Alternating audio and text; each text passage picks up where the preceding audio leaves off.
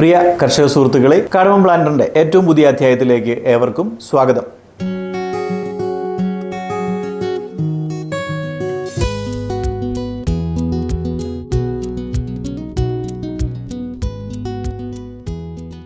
ഇന്ന് നമ്മൾ സംസാരിക്കാൻ പോകുന്ന വിഷയം ഏപ്രിൽ മെയ് മാസത്തെ ഏലത്തിന്റെ വിള പരിചരണം എന്ന വിഷയത്തെ പറ്റിയാണ്. ഈ വിഷയത്തെ പറ്റിയുള്ള വിശദമായ വിവരങ്ങൾ നമുക്ക് ടോണിയോട് തന്നെ ചോദിച്ചറിയാം. ഏപ്രിൽ മെയ് മാസത്തെ വിള പരിചരണം നമ്മൾ ഡിസംബർ ജനുവരിയിലാണെന്ന് തോന്നുന്നു നിർത്തിയേക്കുന്നത്. 2 മാസം കൂടി കഴിഞ്ഞിട്ടുണ്ട്. യഥാർത്ഥത്തിൽ ചൂടും ഭയങ്കരമായി കൂടി വരുന്ന ഒരു സാഹചര്യം നിലനിൽക്കുന്നുണ്ട്. ഇനി അങ്ങോട്ട് ഏപ്രിൽ മെയ് മാസം എങ്ങനെയാണ് വിള പരിചരണം എന്നതിനെ പറ്റി കൂടുതലായിട്ടൊന്ന് പറയാമോ? എല്ലാവർക്കും നമസ്കാരം.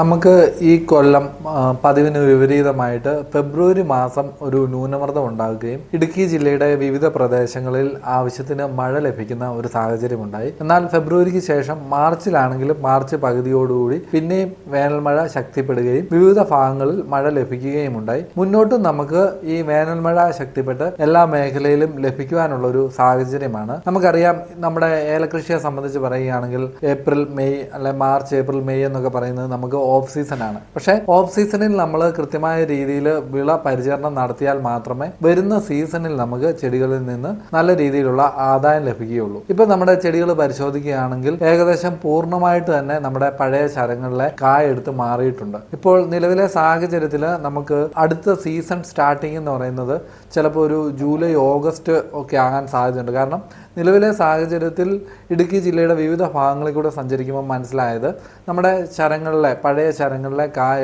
ഏകദേശം എടുത്ത് തീർന്നിരിക്കുന്നു. പുതിയ ശരങ്ങളിൽ കാ പിടിക്കാൻ തുടങ്ങുന്നതേ ഉള്ളൂ. അങ്ങനെ ഒരു അവസ്ഥയിലാണ് നമ്മുടെ മിക്ക തോട്ടങ്ങളിലെയും ചെടികൾ നിൽക്കുന്നത്. ഇത് വെച്ച് നമ്മൾ നോക്കുമ്പോൾ നമുക്ക് ഈ സീസൺ അടുത്ത സീസൺ താമസിക്കാനുള്ള ഒരു സാഹചര്യമുണ്ട്.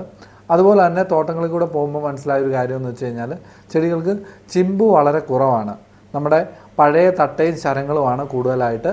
അപ്പം ചിമ്പ് വളരെ കുറവായിട്ടുള്ള സാഹചര്യം പല തോട്ടങ്ങളിലും നമുക്ക് കാണാൻ സാധിച്ചു. അപ്പോൾ ഒരു സംശയം ചോദിച്ചോട്ടെ, ഈ ചിമ്പുകൾ ഇപ്പം കുറവാണെന്നുണ്ടെങ്കിൽ എന്ത് തരത്തിലുള്ള പരിചരണമാണ് ഈ സമയത്ത് യഥാർത്ഥത്തിൽ കൊടുക്കേണ്ടത്? ഈ ചിമ്പ് കുറവുള്ള തോട്ടങ്ങളിൽ പ്രധാനമായിട്ടും നമുക്ക് ചെയ്യാൻ സാധിക്കുന്നതെന്ന് വെച്ച് കഴിഞ്ഞാൽ ആദ്യം നമ്മൾ ഷെയ്ഡ് കുറയ്ക്കുക. ചെടികൾക്ക് ഓവറായിട്ട് ഷെയ്ഡ് നിൽക്കുന്ന തോട്ടമാണ് എന്നുണ്ടെങ്കിൽ ഇനി മുന്നോട്ടുള്ള വേനൽ നമ്മൾ കാര്യമാക്കേണ്ട. കാരണം നമുക്ക് ആവശ്യത്തിന് മഴ ലഭിച്ചു. അപ്പോൾ മഴ ലഭിച്ച സ്ഥിതിക്ക് നമ്മൾ ഇനി ഷെയ്ഡ് കുറയ്ക്കുക എന്ന് പറയുന്നതാണ് നമ്മൾ ആദ്യം ചെയ്യേണ്ടത്.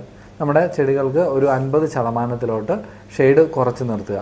ശേഷം നമുക്ക് ചെയ്യാൻ സാധിക്കുന്നതെന്ന് വെച്ച് കഴിഞ്ഞാൽ ജൈവ വളങ്ങൾ മണ്ണിൽ കൊടുക്കാൻ പറ്റിയ സമയമാണ്. ഇപ്പോൾ നമ്മൾ ചാണകപ്പൊടി, വേപ്പും പിണ്ണാക്ക്, എല്ലുപൊടി ഇതുപോലുള്ള ജൈവ വളങ്ങൾ മണ്ണിൽ കൊടുക്കാൻ സാധിക്കും. അടുത്തതായിട്ട് നമ്മൾ ശ്രദ്ധിക്കേണ്ട ഒരു കാര്യം എന്ന് വെച്ച് കഴിഞ്ഞാൽ നമ്മളിപ്പം ഷെയ്ഡ് കുറച്ചു, ഇതുപോലുള്ള ജൈവ വളങ്ങൾ കൊടുത്തു, ചെടിയുടെ വേരിന് ഏതെങ്കിലും തരത്തിലുള്ള കംപ്ലൈൻറ്റ്സ് ഉണ്ടെങ്കിൽ അത് മാറ്റണം. വെയിൽ കൂടി ഒരു മഴ ലഭിച്ച സാഹചര്യത്തിൽ പല തോട്ടങ്ങളിലും വേരുപുഴുവിൻ്റെ വണ്ടിനെ കാണുന്നുണ്ട്. അങ്ങനെ നിങ്ങളുടെ തോട്ടങ്ങളിൽ വേരുപുഴുവിൻ്റെ ശല്യം ഉണ്ട് എന്നുണ്ടെങ്കിൽ അതിന് തക്കതായിട്ടുള്ള കീടനാശിനികൾ മണ്ണിൽ കലക്കി ഒഴിച്ച് വേരുപുഴുവിനെ ആദ്യം കൺട്രോൾ ചെയ്യുക. ശേഷം അടുത്ത പ്രശ്നം വേനൽക്കാലത്തുണ്ടാകുന്നത് നിമറ്റോഡുകളുടെ ആക്രമണമാണ്. നിമറ്റോഡുകളെയും ഈ ഏപ്രിൽ മെയ് മാസത്തിൽ തന്നെ നമ്മൾ കൺട്രോൾ ചെയ്യാൻ ശ്രദ്ധിക്കണം. ഇപ്പോൾ നമ്മുടെ ചെടിയെ സംബന്ധിച്ച് പൂർണ്ണമായിട്ട് നമ്മൾ എടുത്തു മാറി ശരം അടിച്ച് നിൽക്കുന്ന ഒരു സമയമാണ്. അപ്പോൾ വെയിൽ നേരിട്ട് ചെടിയിലോട്ട് അടിച്ചെന്ന് പറഞ്ഞാലും കുഴപ്പമില്ല. അപ്പം മണ്ണിൽ നേരിട്ട് വെയിലടിച്ചാലോ പുതുതായിട്ട് ഈ ചിമ്പ് പൊട്ടുകയുള്ളൂ. നന്നായിട്ട് ചിമ്പ് പൊട്ടണമെന്നുണ്ടെങ്കിൽ മണ്ണിൽ നേരിട്ട് വെയിലടിക്കണം. അപ്പോൾ അതിനുള്ള സാഹചര്യം ഒരുക്കി കൊടുക്കുക. പിന്നെ നമുക്ക് ചെയ്യാൻ സാധിക്കുന്നത് നിമറ്റോഡിനെയും കൺട്രോൾ ചെയ്തതിന് ശേഷം മഴ ലഭിക്കുന്നുണ്ട് എങ്കിൽ പോലും നമ്മൾ വെള്ളം അടിച്ചുകൊണ്ടിരിക്കുന്ന തോട്ടങ്ങളാണെങ്കിൽ ആഴ്ചയിൽ ഒരിക്കൽ നനച്ചു കൊടുക്കാൻ ശ്രദ്ധിക്കുക. ഇങ്ങനെ നനച്ചു കൊടുക്കുന്നത് നമ്മുടെ പുതിയ ചിമ്പുകൾ വരുന്നത് ശക്തിയായിട്ട് വരുവാനും അതുപോലെ തന്നെ ശരങ്ങൾ നല്ല രീതിയിൽ വരുവാനും സഹായിക്കും. ഇനി ശേഷം നമുക്ക് ചെയ്യാൻ സാധിക്കുന്നതെന്ന് വെച്ച് കഴിഞ്ഞാൽ മഴ നന്നായിട്ട് ലഭിച്ച തോട്ടങ്ങളാണ് എന്നുണ്ടെങ്കിൽ നമുക്കൊരു രാസവള പ്രയോഗം നടത്താം. ഈ മുൻകാലങ്ങളിൽ നമ്മൾ കാൽസ്യം നൈട്രേറ്റ് ഒക്കെ കലക്കി ഊറ്റി കൊടുത്തിട്ടുള്ള തോട്ടമാണ് എന്നുണ്ടെങ്കിൽ ഈ തോട്ടത്തിൽ നമുക്കൊരു 2 കിലോ ഫാക്ടംബോസ്, അതായത് 200 ലിറ്റർ വെള്ളത്തിന് 2 kilo Factamfos, 1 kilo potash, 1 kilo മൈക്രോഫുഡ് sulphate ഫോമിലുള്ള 1 കിലോ മൈക്രോഫുഡ്, ഇതിൻ്റെ കൂട്ടത്തിൽ നമ്മുടെ സീവീഡിൻ്റെ ലിക്വിഡോ പൗഡറോ ചേർത്തിട്ട് നമുക്ക് ഈ ചെടികൾക്ക് ഊറ്റി കൊടുക്കാം. ഇത് പുതിയ ചിമ്പുകൾ വരുന്നതിന് ചെടികളെ സഹായിക്കുന്നതാണ്. അപ്പോൾ ഇങ്ങനെ ഊറ്റുന്ന സമയത്ത് ഒരു ചെടിക്ക് ഒരു 10 ലിറ്റർ എന്നുള്ള രീതിയിൽ നമുക്ക് ഒഴിച്ചു കൊടുക്കാം.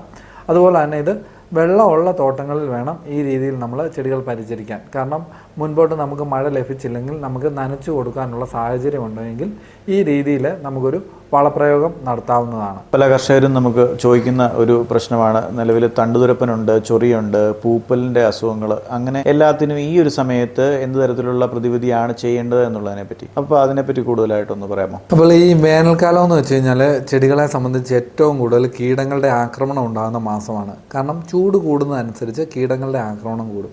ചൂട് കുറയുന്നതനുസരിച്ച് മഴ കൂടുന്ന സമയങ്ങളിൽ രോഗങ്ങളാണ് ചെടികളിൽ ഉണ്ടാവാറ്. അപ്പം കീടങ്ങളുടെ ആക്രമണം എന്ന് വെച്ച് കഴിഞ്ഞാൽ ഇപ്പോൾ നമ്മൾ ഈ ചൂട് കാര്യം മഴ ലഭിച്ചു എന്ന് പറഞ്ഞാലും അന്തരീക്ഷത്തിലെ ചൂട് വളരെ കൂടുതലാണ്. അപ്പോൾ നമ്മൾ കീടനാശിനികളൊക്കെ സ്പ്രേ ചെയ്യുന്ന സമയത്ത് ഇത് പെട്ടെന്ന് അന്തരീക്ഷത്തിൽ കലർന്നു പോകും. നമ്മൾ അടിച്ച് അധികം നമുക്ക് ഡ്യൂറേഷൻ ലഭിക്കുകയില്ല. അപ്പോൾ കീടനാശിനിയുടെ പ്രയോഗം കൃത്യമായ ഇടവേളകളിൽ ചെയ്യുന്നത് ഏറ്റവും ശ്രദ്ധിക്കേണ്ട ഒരു കാര്യമാണ്, പ്രത്യേകിച്ച് വേനൽക്കാലങ്ങളിൽ. അതുപോലെ തന്നെ നമ്മളിപ്പോൾ പ്രധാനമായിട്ട് നേരിടുന്ന വെല്ലുവിളി എന്ന് വെച്ച് കഴിഞ്ഞാൽ തണ്ടുതുരപ്പൻ വളരെ അധികമായിട്ട് തോട്ടങ്ങളിൽ കാണുന്നുണ്ട്. നമുക്ക് പൊതുശരങ്ങൾ കൂടുതലായിട്ടുള്ള ടൈമാണ്. അപ്പോൾ പൊതുശരങ്ങളെയാണ് ഏറ്റവും കൂടുതൽ തണ്ടുതുരപ്പൻ ആക്രമിക്കുന്നത്. അപ്പോൾ തണ്ടുതുരപ്പനെ കൺട്രോൾ ചെയ്യുക. അതുപോലെ തന്നെ അടുത്ത പ്രശ്നമായിട്ട് നമുക്ക് വന്നിരിക്കുന്ന ത്രിപ്സാണ്.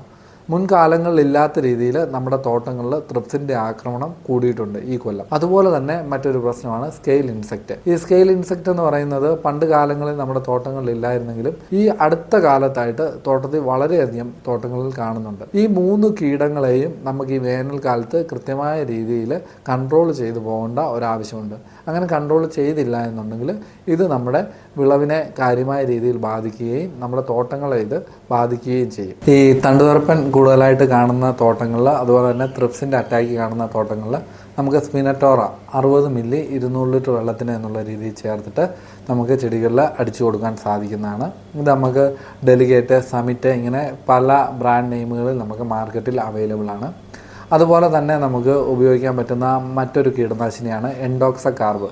എൻഡോക്സകാർബ് 14.7 SC ഫോർമുലേഷനിൽ നമുക്ക് അവൈലബിൾ ആണ്. ഇത് നമുക്ക് തണ്ടുതുരപ്പനെ കൺട്രോൾ ചെയ്യുന്നതിന് വേണ്ടി ഉപയോഗിക്കാൻ സാധിക്കും. അപ്പോൾ എൻഡോക്സകാർബ് ഉപയോഗിക്കുമ്പോൾ നമ്മൾ ശ്രദ്ധിക്കേണ്ട കാര്യം എന്ന് വെച്ച് കഴിഞ്ഞാൽ ഇത് നല്ല രീതിയിൽ നമ്മൾ കുലുക്കിയെടുക്കണം. കുലുക്കിയെടുത്തില്ല എന്നുണ്ടെങ്കിൽ ഈ കെമിക്കൽ അടിയിൽ അടിഞ്ഞു പോവുകയും നമ്മൾ അടിക്കുന്ന ആദ്യ ഡ്രമ്മുകളിൽ നമുക്ക് റിസൾട്ട് കിട്ടാതെ വരികയും ചെയ്യും. അപ്പോൾ എൻഡോക്സകാർബ് തണ്ടുതുരപ്പനെ കൺട്രോൾ ചെയ്യുന്നതിന് നമുക്ക് നല്ല റിസൾട്ട് തരുന്നൊരു കെമിക്കലാണ്. അതുപോലെ തന്നെ നമുക്ക് ഇമാമെക്റ്റിൻ ബെൻസോയേറ്റ് 150 ഗ്രാം 200 ലിറ്റർ വെള്ളത്തിന് എന്നുള്ള രീതിയിൽ നമുക്ക് ചേർത്ത് ചെടികളിൽ സ്പ്രേ ചെയ്ത് കൊടുക്കാൻ സാധിക്കുന്നതാണ്. മറ്റൊരു കെമിക്കലാണ് ക്ലോറോൺട്രാൻ നിലിപ്രോൾ. അതായത് നമ്മൾ ഈ കൊറാജൻ എന്ന് പറഞ്ഞാൽ നമുക്ക് മാർക്കറ്റിൽ അവൈലബിൾ ആയിട്ടുള്ളത്. ഇത് പല കമ്പനികൾക്കും വിവിധ ബ്രാൻഡ് നെയിമുകളിൽ അവൈലബിൾ ആണ്. ഇത് നമുക്ക് 60 മില്ലി 200 ലിറ്റർ വെള്ളത്തിന് എന്നുള്ള രീതിയിൽ ഡോസ് ചേർത്ത് തണ്ടുതുരപ്പനെ കൺട്രോൾ ചെയ്യുന്നതിന് വേണ്ടി ഉപയോഗിക്കാൻ സാധിക്കുന്നതാണ്. വേനൽക്കാലത്തെ മറ്റ് ഒരു പ്രധാന കീടമാണ് ത്രിപ്സ് എന്ന് പറയുന്ന ഇലപ്പേൻ. ഇലപ്പേനിന് പണ്ട് കാലങ്ങളിൽ നമ്മൾ ക്യുനാൽഫോസ് പോലുള്ള കെമിക്കലുകളാണ് ഉപയോഗിച്ചിരുന്നത്. എന്നാൽ ഈ നമ്മുടെ പെസ്റ്റിസൈഡ് റെസിസ്റ്റൻസ് ഈ ത്രിപ്സിൽ ഡെവലപ്പ് ആകുകയും പഴയ കെമിക്കലുകൾ നമുക്ക് റിസൾട്ട് തരാത്തൊരു സാഹചര്യമുണ്ട്. അപ്പോൾ നമുക്ക് ഈ സാഹചര്യത്തിൽ നമുക്ക് കാട്രാബ് ഹൈഡ്രോക്ലോറൈഡ് മികച്ച രീതിയിൽ നമുക്ക് ത്രിപ്സിന് റിസൾട്ട് തരുന്നുണ്ട്. അതുപോലെ തന്നെ ഡയാഫെൻദ്രോൺ. കാട്രാബ് ഹൈഡ്രോക്ലോറൈഡ് ആണെങ്കിൽ 400 ഗ്രാം 200 ലിറ്റർ വെള്ളത്തിൽ എന്നുള്ള രീതിയിൽ ചേർത്ത് നമുക്ക് ചെടികളിൽ സ്പ്രേ ചെയ്ത് കൊടുക്കാവുന്നതാണ്. ഡയാഫെൻദ്രോൺ നമുക്ക് 150 ഗ്രാം 200 ലിറ്റർ വെള്ളത്തിൽ എന്നുള്ള രീതിയിൽ ചേർത്ത് ചെടികളിൽ സ്പ്രേ ചെയ്ത് കൊടുക്കാം. ഈ മഴ ലഭിക്കാത്ത സ്ഥലങ്ങളിൽ സ്കെയിൽസിൻ്റെ, അതായത് ഈ നീരൂറ്റി കുടിക്കുന്ന ഒരു ശൽക്ക കീടമാണ് ഇത്. ഇതിൻ്റെ ശല്യം വളരെയധികം കൂടുന്നതായിട്ട് കണ്ടിട്ടുണ്ട്. ഇതിനെ നമുക്ക് കൺട്രോളായി ചെയ്യാൻ പറ്റുന്നത് ബുപ്രോഫൈസിൻ 25 EC ഒരു 200 മില്ലി. അതിനോടൊപ്പം തന്നെ നമുക്ക് അസഫേറ്റ് 95 ആണെന്നുണ്ടെങ്കിൽ ഒരു 300 ഗ്രാം. ഇത് രണ്ടും കൂടി നമുക്ക് ചേർത്ത് ചെടികളിൽ സ്പ്രേ ചെയ്ത് കൊടുക്കുന്നത് നമുക്ക് സ്കെയിൽസിനെ കൺട്രോൾ ചെയ്യാൻ സഹായിക്കും.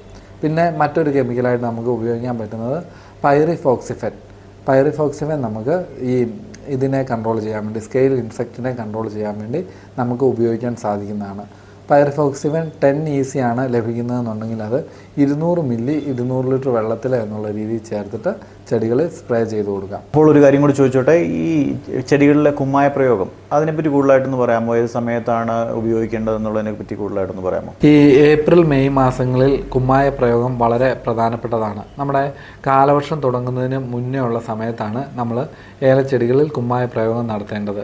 ഈ കുമ്മായം നമ്മൾ ചെടികൾക്ക് കൊടുക്കേണ്ടത് ഒരു 500 ഗ്രാം 500 ഗ്രാം കുമ്മായം ഒരു ചെടിക്ക് ലഭിക്കുന്ന രീതിയിൽ ചെടിക്ക് ചുറ്റും ഇട്ട് കൊടുക്കുന്നതാണ് ഏറ്റവും നല്ലത്. കാരണം നമ്മൾ രാസവളങ്ങൾ ഉപയോഗിച്ചാണ് നമ്മൾ കൃഷി ചെയ്തു വരുന്നത്. അങ്ങനെ രാസവളങ്ങൾ ഉപയോഗിച്ച് നമ്മൾ കൃഷി ചെയ്തു വരുമ്പോൾ മണ്ണിൻ്റെ pH താഴ്ന്നു പോകാനുള്ളൊരു സാഹചര്യമുണ്ട്. അപ്പോൾ pHനെ നമ്മൾ ഉയർത്തി നിർത്തുന്നതിന് വേണ്ടി കുമ്മായം, അത് സാധാരണഗതിയിൽ ആൾക്കാർ കലക്കി ഊറ്റാറുണ്ട്. എന്നാൽ കലക്കി ഊറ്റുന്നതിലും ഏറ്റവും കൂടുതൽ റിസൾട്ട് തരുന്നത് ഒരു 500 ഗ്രാം വീതം നമ്മൾ മണ്ണിൽ ഇട്ട് കൊടുക്കുകയും മഴ പെയ്യുമ്പോൾ ഇത് മണ്ണിൽ ലയിച്ച് ചേരുന്ന രീതിയാണ് ഏറ്റവും നല്ലത്. ഒരു 500 ഗ്രാം കുമ്മായം ഒരു ചെടിക്ക് എന്നുള്ള രീതിയിൽ നമ്മൾ തൂളി കൊടുക്കുന്നതായിരിക്കും ഏറ്റവും നല്ലത്. അപ്പോൾ ഇന്നത്തെ വിഷയം എല്ലാവർക്കും തന്നെ പ്രയോജനപ്രദമായി എന്ന് തന്നെ വിശ്വസിക്കുന്നു. ഇത്തരത്തിലുള്ള വേറിട്ട അധ്യായങ്ങൾക്കായി നമ്മുടെ ചാനൽ സബ്സ്ക്രൈബ് ചെയ്യുക. അതുപോലെ തന്നെ വിളപരിപാലനവുമായി ബന്ധപ്പെട്ട കർഷകരുടെ ഏതു തരത്തിലുള്ള സംശയങ്ങൾക്കും താഴെ കാണുന്ന നമ്പറിൽ ബന്ധപ്പെടാവുന്നതാണ്. ഫീൽഡ് വിസിറ്റിനായും താഴെ കാണുന്ന നമ്പറിൽ ബന്ധപ്പെടാവുന്നതാണ്. ഇത്തരത്തിലുള്ള വ്യത്യസ്തമായ ഒരു അധ്യായവുമായി വീണ്ടും കാണാം. Signing off from cardamom planter, Idukki.